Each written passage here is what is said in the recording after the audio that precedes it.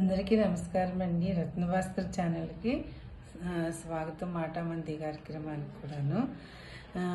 నా ఛానల్ నచ్చినట్లయితే సబ్స్క్రైబ్ చేసి లైక్ చేయవలసిందిగా కోరుకుంటున్నాను.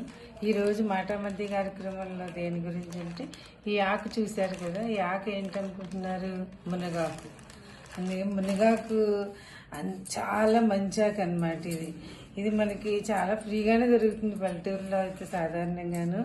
ఇప్పుడు పల్లె స్టారు ఇలాంటి వాటిల్లో మనకి అంటే పట్టణాల్లో కూడా బాగానే అమ్మేస్తున్నారు, బజార్లో వాటిల్లో కూడాను.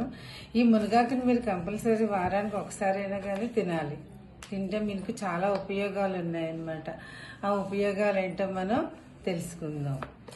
మునగాకు ఏంటి, ఆరోగ్యాలు గని. ఎంత తవ్వినా కానీ దాంట్లోంచి ఆరోగ్యాలు అలా రహస్యాలు బయటపడుతూ ఉంటాయన్నమాట.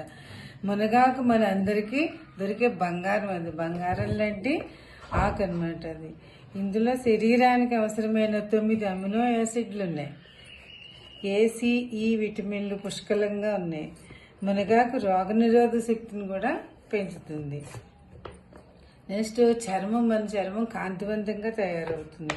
మెదడు ఆరోగ్యాన్ని పెంచి అల్జీమర్స్ అంటే మర్చిపోతాం కదా, మర్చిపోయేదని అల్జీమర్స్ వ్యాధి అంటారు. దాన్ని కూడా తగ్గించడానికి దోహదపడుతుంది అనమాట. మునగాకు పొడి చేసేసుకుని మనం అది రోజు మన అన్నంలో భాగం కింద చేసుకు తింటే చాలా మంచిది. అలా కాకుండా పోనీ వారానికి ఒకసారైనా కానీ పప్పులో వేసుకోవచ్చు. పప్పులో వేసుకుని తినచ్చు అనమాట. దీర్ఘకాలిక వ్యాధులను కూడా ఇది తగ్గిస్తుంది మనకి. కంటి చూపు ముఖ్యంగా ఏంటంటే ఏ విటమిన్ ఉంటుంది దీనిలో, సి విటమిన్ కూడా ఉంటుంది. ఏ విటమిన్ బాగుంటుంది తింటే మనకి కంటి చూపు బాగా వస్తుంది అనమాట. మిగతా ఏమి వాడక్కర్లేదు. ఆకుకూరలు ఎక్కువ తినడం వల్ల వస్తుంది. ఇందులో మునగాకులో బాగా పుష్కలంగా ఏ విటమిన్ ఉంటుంది, మనకి కంటి చూపు బాగా పెరుగుతుంది. నెక్స్ట్ పిల్లలు స్క్రీన్ చూడడం ఇప్పుడు అందరూ మొత్తం పిల్లలు పెద్దలు కూడా స్క్రీన్ చూడడం ఎక్కువైంది, కంపల్సరీ కూడా అవుతుంది. కాబట్టి మనం మునగాకు తిని మన యొక్క ఆరోగ్యాన్ని, కంటి ఆరోగ్యాన్ని, మన ఆరోగ్యాన్ని కాపాడుకుని మనం జాగ్రత్తగా ఉందాము. మీరందరూ మునగాకుని మీ ఆహారంలో భాగం చేసుకుంటారని చెప్పి ఆశిస్తున్నాను. Thank you.